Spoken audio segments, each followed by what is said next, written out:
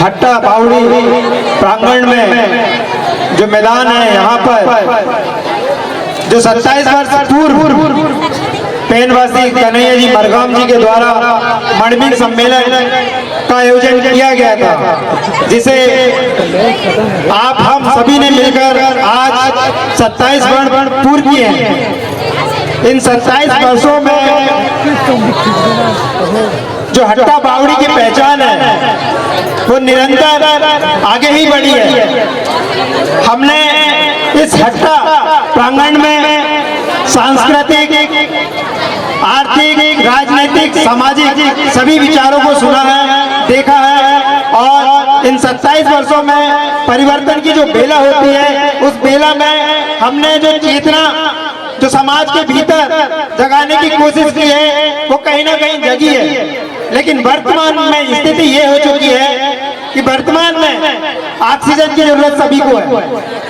Oxygen सभी लेते हैं, लेकिन उस ऑक्सीजन का जो स्रोत है, जो जंगल है, जो पेड़ है, जो वृक्ष है, उसे बचाने की लड़ाई सिर्फ एक आदिवासी लड़ रहा है, सिर्फ आदिवासी लड़ रहा है। कहते हैं ना, अभी यहाँ पर डांस हुआ, उस डांस में एक गाना था, वो गाने के जो बोल थे, जल जंगल जमीन का रक्षक वाला आदिवासी रहे। आज ये देखा जा रहा है कि जंगलों को उजाड़ा जा रहा है।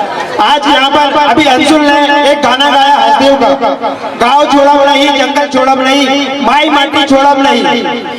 आज हम लोग पूरा भारत देश, जो देश का हृदय होता है, जैसे देश का दिल मध्य प्रदेश है, वैसे देश का हृदय हसदेव है। उस मुहिम में जो पर्यावरणवादी लोग हैं, जो पर्यावरण बचाने के लिए बहुत मेहनत करते हैं, बहुत काम करते हैं, बहुत ज्यादा मतलब एक्टिव रहते हैं, उनका कहीं से कहीं अता पता नहीं है, कहीं से कहीं अता पता नहीं है। वो जिम्मेदारी सिर्फ आदिवासियों की है, लेकिन आदिवासी उस माई माटी को, जंगल को सब कुछ मानता है। वो सिर्फ अपने लिए नहीं मानता, वो हम सबके लिए मानता है। अगर जंगल है तो ऑक्सीजन है, और ऑक्सीजन है तो आप हो। कोरोना काल में आपने देखे हो, कोरोना काल में देखे हो कि ऑक्सीजन की जो कमी महसूस हुई थी, उस कमी में सिलेंडर 3-3, 4-4 हजार रुपए में बिके थे। 3-3, 4-4 हजार ऑक्सीजन की औकात नहीं है हम गरीबों की। हमारा जो समाज है आधे से ज्यादा गांवों में निवास करता है, और जो पूरा भारत है वो पूरा भारत 80% गांवों में निवास करता है। आज सरकारी नौकरी के पीछे इंसान भाग रहा है, आज कारपोरेट की तरफ भाग रहा है, आज पूरी दुनिया पैसे की तरफ भाग रही है, और जो पूरी दुनिया है वो जमीन के पीछे भाग रही है, और वो जमीन सिर्फ आदिवासियों के पास है। उसी जमीन की लड़ाई आदिवासी लड़ रहा है। उस जमीन के नीचे ही सब कुछ है।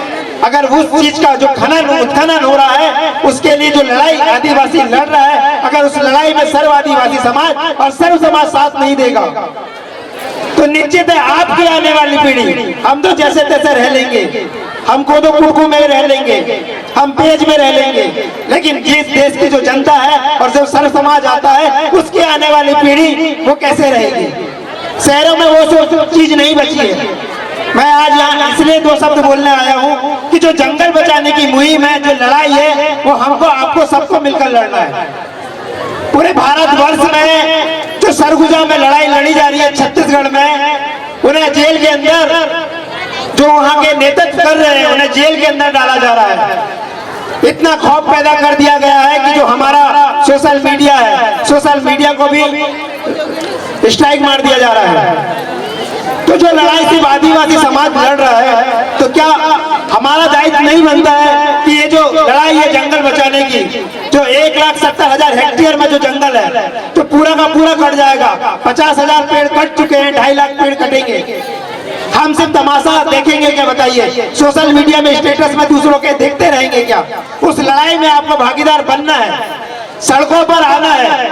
बालाघाट में गोंडवाना स्टूडेंट यूनियन कल बालाघाट जिले में हसदेव बचाने के लिए लड़ाई लड़ेगा, अपनी आवाज बुलंद करेगा।